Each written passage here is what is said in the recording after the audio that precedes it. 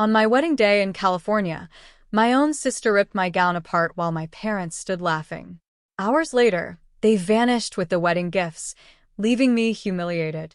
What they never expected was that I'd rise stronger, and my revenge would bring them crawling back on their knees. My name is Sarah, I'm 27, and I live in California. I work as a marketing executive in a mid-sized firm, and for years I built my career and my independence while holding on to one dream: the day I would finally walk down the aisle in a white dress, with the man I loved waiting for me. That day was supposed to be perfect. I was marrying Daniel, my fiancé who is 30 and runs a successful business. He comes from the Thompson family, a household people in our town talk about with respect. They are wealthy, yes, but more than that, they are known for their class, their values, and their ability to hold each other up. When Daniel proposed to me, I felt like every struggle, every late night I worked, and every sacrifice I had made was worth it. But as much as I wanted that day to be the happiest of my life, a shadow hung over me that I could never ignore: my own family. My younger sister Lena was 25, and for as long as I can remember, jealousy defined her feelings toward me. If I brought home an award from school, she would pout. If I got a promotion, she'd say I only earned it by luck. Lena could never accept that I was doing better in life, and every step forward I took made her bitterness grow deeper. The worst part was that my parents, Richard and Helen, allowed her behavior to continue. Richard, who was 55 and worked in real estate, often dismissed my concerns, saying Lena was just sensitive. Helen, who was 53 and a homemaker, would rush to Lena's defense no matter what.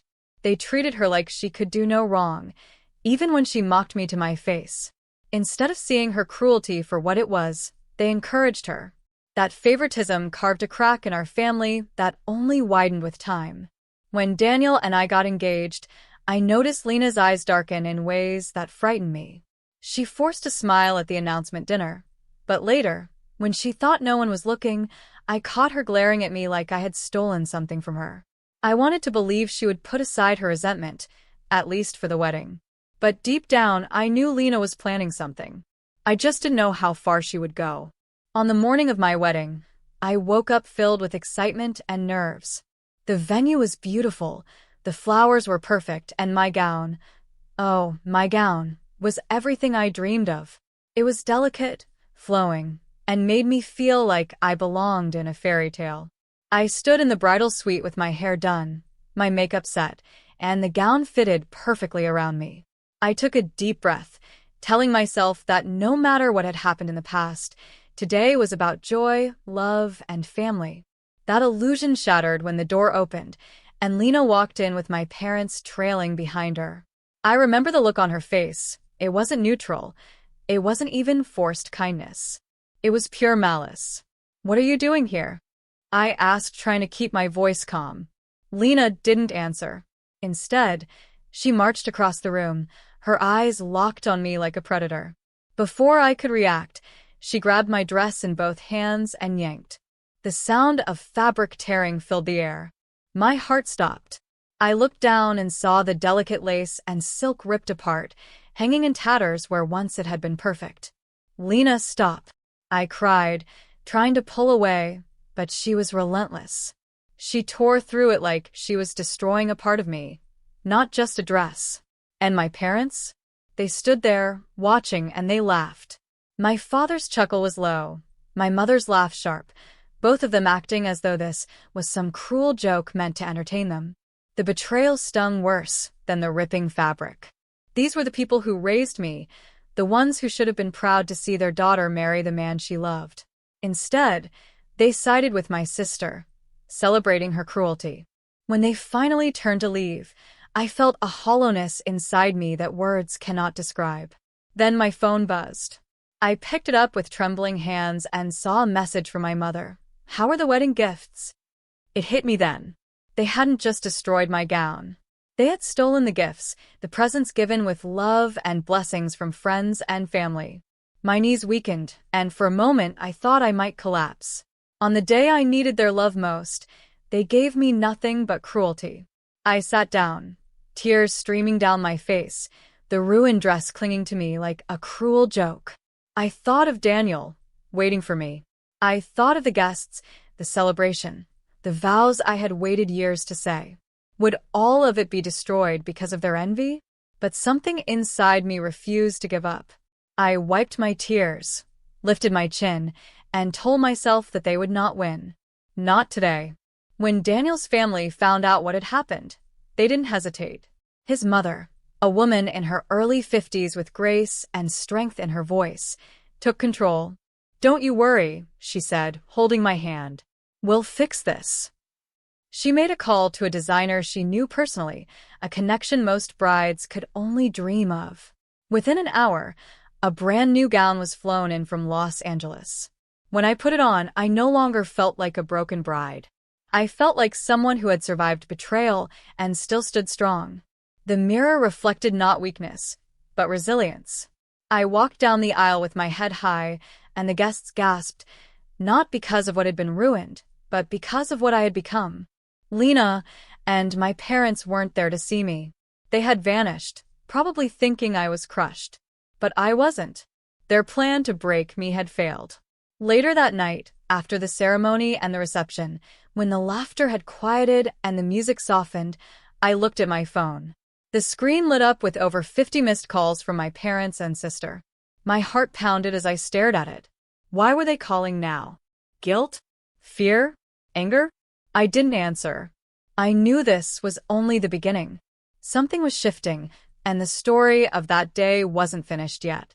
When I looked at my phone that night and saw more than 50 missed calls, a strange calm washed over me. I didn't answer, not because I didn't want to hear their excuses, but because deep down I knew they weren't calling to apologize. My parents and Lena were never the kind to admit they were wrong. Those calls weren't about remorse, they were about control. They wanted to see if their cruelty had succeeded. They wanted to measure the damage. I set the phone down and smiled at Daniel, who was laughing with his best man. My heart ached with gratitude. If it weren't for him and his family, my wedding would have turned into a nightmare. Instead, it had become the most powerful day of my life. His mother had saved me with her quick action, his father had reassured the guests, and Daniel had stood beside me like a shield, never letting the whispers or rumors shake him. But even as the music played and the celebration continued, I couldn't shake the feeling that my story with my family wasn't finished. Betrayal of that scale doesn't vanish when the night ends. It lingers, waiting to reveal the next chapter. When the reception ended, Daniel and I returned to our suite. The first thing I did was open my phone again. More missed calls. This time, there were messages too. My mother had written, "You think you won, but you'll see. We always win." My father's message was shorter, colder. "Don't forget where you came from." And Lena? Her text read, "Enjoy your stolen happiness while it lasts." I stared at the words, my chest tightening with anger. The audacity of them shocked me. They had destroyed my dress, stolen the gifts, and laughed in my face, yet they believed they still held some kind of power over me. Daniel noticed the look on my face. "What did they say?" he asked softly. I handed him the phone, and his eyes hardened as he read. "Sarah," he said firmly, "you don't owe them a response. You owe yourself peace." I nodded, but peace wasn't enough for me anymore. Their betrayal had cut too deep. It wasn't about a ruined dress or missing gifts. It was about respect, dignity, and truth. They had treated me like nothing, and if I stayed silent, I would be letting them win. That night, lying in bed with Daniel's steady breathing beside me, I made a decision. I would take revenge, not with anger or violence, but with truth. I would make sure everyone saw who they really were. The next morning, while Daniel slept, I opened my laptop. I gathered photos, messages, and every piece of evidence I had. I remembered how Lena had bragged to her friends in messages she thought I'd never see, mocking my engagement and claiming she'd make the wedding unforgettable. I saved them all. I still had the text from my mother about the gifts. Piece by piece, I built a story, not the fairy tale wedding story people expected, but the truth of betrayal. But before I acted, I wanted to see just how far my family would go. I called my aunt, my mother's sister, who had always been kind to me. She answered immediately, her voice worried. Sarah, are you okay? I heard something happened at the wedding. I hesitated. What did you hear? That your dress was ruined, and that you left crying. My stomach dropped. Crying? That's not true. Who told you that? Your mother, my aunt said. She called everyone last night, saying the wedding was a disaster. She said you embarrassed the family. I felt my jaw tighten. They were spreading lies to cover up what they had done. My aunt's voice softened. I didn't believe her, Sarah. I know you, but you should know what they're saying. When I hung up, my decision became final. If they wanted to play with lies, I would answer with the truth. That evening, Daniel and I went out for dinner, just the two of us. For a few hours, I let myself laugh and enjoy the simple joy of being married. But even then, in the back of my mind, the storm was brewing. My parents and Lena had underestimated me for too long. They thought I was weak, that I would always bend under their pressure.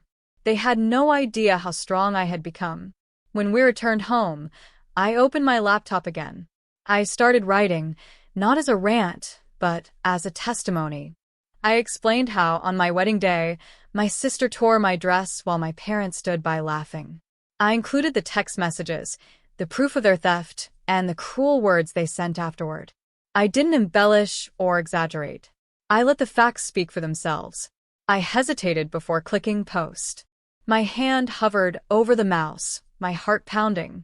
This wasn't just exposing them, it was cutting them out of my life publicly. Once I did this, there would be no going back.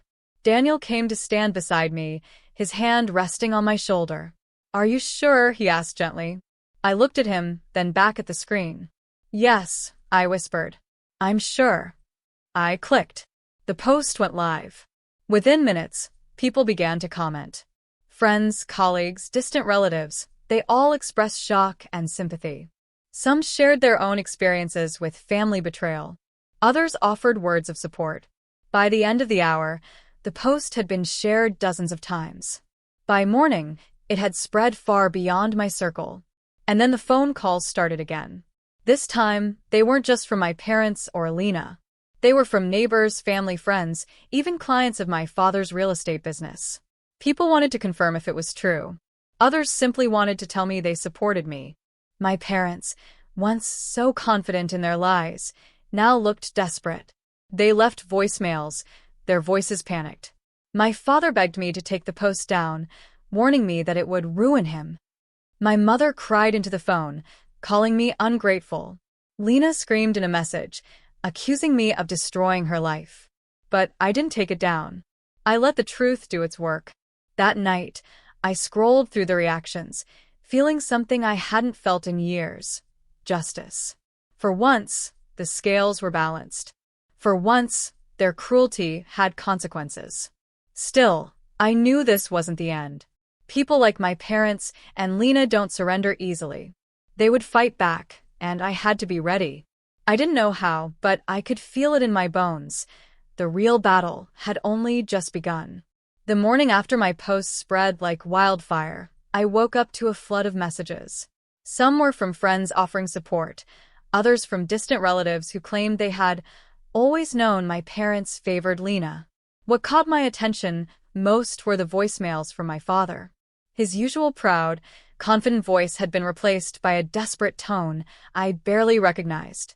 Sarah, he said in one message, you don't understand what you've done. Clients are canceling contracts. People are questioning my reputation.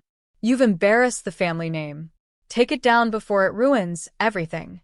I let the message play twice, studying every word. My father wasn't worried about me or my pain. He was worried about his reputation, his money, his image. For the first time, he was forced to face consequences, and it terrified him. Then there was my mother. Her voicemail was different. Her voice shook as she cried into the phone. Sarah, we're parents. How could you betray us like this? We raised you. We gave you everything. You're destroying us. She sobbed so loudly, I had to lower the volume. But her words didn't move me. They weren't the words of someone apologizing. They were the words of someone trying to guilt me back into submission. And Lena, her message was the angriest of them all. You think you're smart? You think you can make me look bad? You've ruined everything for me. People are sending me hate. You're nothing without us, Sarah. Nothing. I sat there listening, my heart steady. For years, they had made me feel small, like I owed them my silence. Now, their words only revealed their fear. I wasn't the weak daughter or sister they remembered. I was someone who had finally found her strength. Later that afternoon, I went grocery shopping with Daniel. I couldn't walk 2 aisles without someone stopping me. A woman I barely knew touched my arm and whispered, "I read your post. You're brave. You did the right thing." Another customer at the register nodded at me with quiet respect. For once, people saw me not as Richard and Helen's daughter or Alina's sister, but as Sarah, the woman who refused to be broken. When I got home, I checked my inbox again. Among the flood of messages, one stood out. It was from a journalist at a local paper. They wanted to interview me about family betrayal and how I had turned my pain into strength. My first instinct was hesitation. Did I really want to take this beyond social media? Did I want to make it official? But then I remember my aunt's words, how my mother had already spread lies, telling people the wedding was a disaster because of me. They were already shaping the narrative. If I stayed quiet, their version would win. So I agreed. The next day, a reporter came to meet me at a cafe. I told her everything. How Lena had torn my gown, how my parents laughed, how they stole the gifts and mocked me with that cruel text. I showed her the evidence, the messages, even the photographs of the destroyed gown. She listened closely, nodding as she took notes. When the article came out a week later, it exploded. The headline read, "Bride Betrayed. Family Tears Down Daughter's Wedding. She Fights Back with Truth." The story spread far beyond California. People from other states, even other countries, left comments sharing their own experiences of family betrayal. My post had already shaken their world, but the article shattered what was left of their reputation. My father's clients withdrew deals. My mother stopped being invited to social events.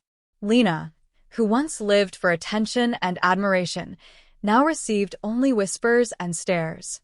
People who once praised her turned their backs. I could imagine her walking into a room and feeling the weight of judgment pressing down on her. But I wasn't done. I had promised myself revenge, and revenge wasn't complete until they truly understood the pain they caused me. One night, Daniel and I were sitting in the living room when my phone buzzed again. This time, it wasn't a message. It was a video call from Lena. Against my better judgment, I answered. Her face appeared on the screen, puffy from crying. Behind her, I could see my parents, their expressions tight with worry. For a moment, no one spoke. Then Lena hissed, "Are you happy now? You've ruined us. Dad's business is collapsing. Mom can't show her face anywhere. And me? I can't even go online without being called a monster." I stared at her calmly. "You did that to yourself." My mother leaned into the frame. "Sarah, enough is enough. Take the post down. Retract the story. Do it for the family." "For the family?"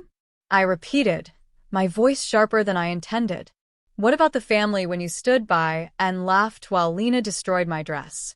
What about the family when you stole my gifts? Did you think of me then?" Richard finally spoke, his voice rough. "We made a mistake." "Fine. But now you're punishing us in public. What kind of daughter does that?" "A daughter who learned from her parents," I shot back. "You taught me betrayal. I'm just showing the world the truth." The screen went silent. Their faces were hard to read. Anger, fear, shame. Maybe all of it at once. I didn't wait for them to respond. I ended the call. That night, I lay awake, thinking. My revenge was working. They were on their knees, just as I wanted. But part of me wondered, was it enough? Or was there more I could do to make sure they never tried to hurt me again? 2 days later, the answer came. A friend of mine who worked in real estate called me. "Sarah, you should know something. Your father's partners are pulling out, not just because of a scandal, but because they discovered shady deals he made years ago. People are digging into him now." I wasn't surprised. I had always suspected my father cut corners in business. Now, with his reputation broken, people were uncovering things he had managed to hide. The man who once prided himself on being untouchable was finally exposed. When I told Daniel, he nodded thoughtfully. Sometimes, Sarah, revenge doesn't mean you have to do everything. Sometimes the truth does the work for you. He was right. All I had done was tell my story, and the ripple effects destroyed them far worse than I ever imagined. Still, I couldn't shake the feeling that the story wasn't finished. Betrayal runs deep, and people like my parents and Lena don't give up without one last strike. As I sat by the window that evening, watching the sun sink into the horizon, I felt a chill crawl up my spine. My parents and sister were broken, yes, but broken people can be dangerous. And I had a sense they weren't done with me yet. I was right to feel uneasy. When people like my parents and Lena lose everything, they don't bow out gracefully. They look for someone to blame, someone to drag down with them. And for them, that person was me. It started with subtle moves. A distant cousin called to warn me that my parents were telling anyone who would listen that I was mentally unstable, that my post was just a breakdown, and that Daniel's family had manipulated me into cutting ties. The lies didn't surprise me, but they stung all the same. For years, they had twisted stories to suit themselves. This was nothing new. What they didn't realize, though, was that I no longer cared about their version. I had truth on my side, and truth had already destroyed the image they clung to. One evening, Daniel found me sitting on the couch with my laptop open, scrolling through comments and articles about my story. He sat beside me and placed his hand over mine. "Sarah," he said quietly, "you've already won. Don't let them keep you trapped in their games." I wanted to believe him, but my heart wasn't at peace. I knew they would strike again, and until they did, I couldn't rest. My prediction came sooner than I expected. A week later, a letter arrived at my office. It wasn't handwritten. It was typed, formal and cold. It was from Richard. He claimed that unless I retracted my post and restored the family name, he would sue me for defamation. My hands trembled as I read the words, but not from fear. I almost laughed. After everything, after the evidence, the screenshots, the photos, he thought he could bully me into silence with threats. I showed the letter to Daniel, and he shook his head. "Let him try. You have everything documented. If he wants to take this to court, he'll lose more than his reputation. He'll lose whatever dignity he has left." But what Richard didn't understand was that his threat only fueled me further. He wanted a war, and I was ready to give him one, but not with anger. My weapon was still the truth. I contacted the same journalist who had written my first article and gave her more details, this time about the letter. She was stunned. "He's trying to intimidate you," she said. "But if you're comfortable, we can cover this too. People need to see the full picture." And so we did. Another article went live, this one titled, "From Betrayal to Intimidation, Bride Faces Lawsuit Threat After Exposing Family's Cruelty." The response was even louder than before. Strangers rallied around me, calling my parents out for their shamelessness. Former clients of my father's business came forward with their own complaints. The more he tried to fight me, the more he exposed himself. Then came the breaking point. I received a call from my aunt late one night. Her voice shook. "Sarah, your father's business is finished. Investigators are looking into shady deals. He's panicking. Your mother can't leave the house without people whispering. And Lena, she's a mess.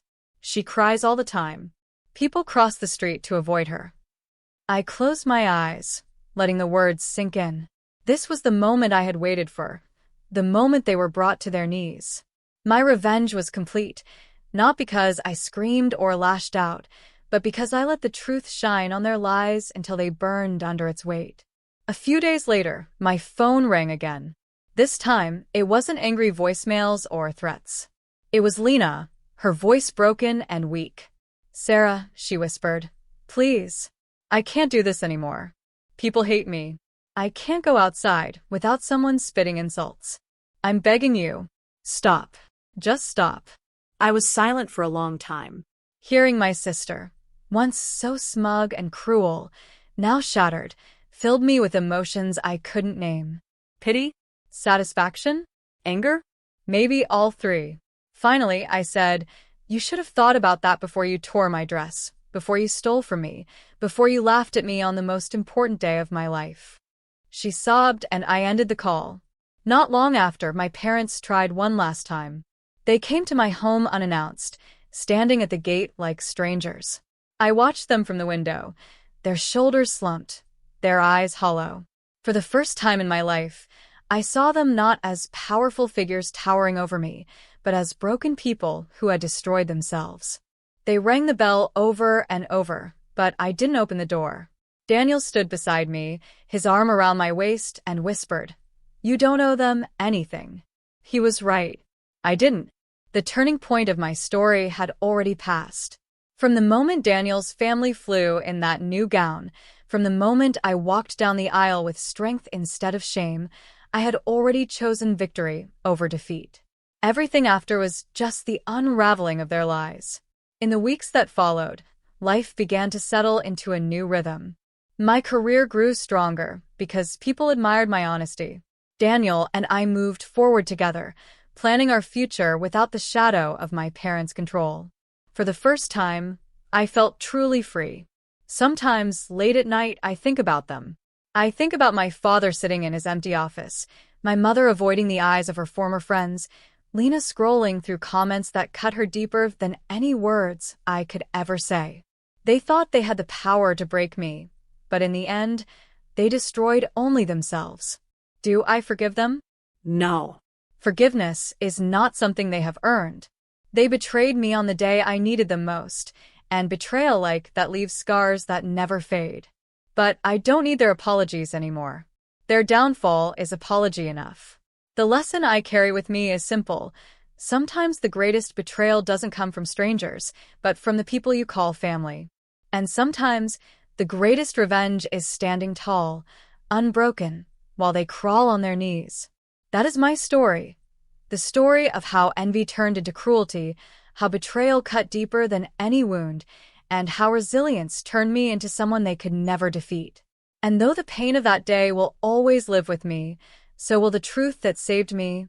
I am stronger than their hatred, braver than their lies, and untouchable in the face of their downfall.